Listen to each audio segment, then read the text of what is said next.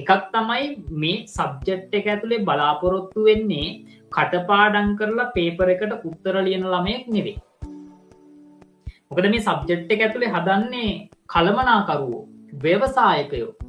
මේ සබ්ජෙක්ට් එකේ ප්‍රධාන වශයෙන්ම ෆෝකස් කරලා තියෙන්නේ කළමනාකරුවන් සහ ව්‍යවසායකයන් බිහි කරන්න. පුතා, ඔයා කළමනාකරුවෙක් වුණත්, ඔයා අනාගතයේ දවසක සාර්ථක ව්‍යවසායකයෙක් වුණත්, අනිවාර්යෙන්ම ඔයා හිතන්න පුළුවන් තර්කානුකූල හැකියාවක් සහිත මේ ගතික පරිසරයත් එක්ක හොඳ තීරණ ගන්න පුළුවන් තාර්කික පුද්ගලයෙක් විය යුතුමයි.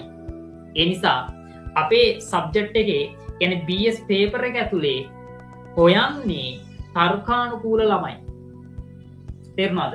සමේ BS පේපර් එක ඇතුලේ තියෙන ගොඩක් ප්‍රශ්න තියරිය හරියට ප්‍රැක්ටිකල් එකට ගලපලා තර්කානුකූලව උත්තර ගන්න තියෙන ප්‍රශ්න.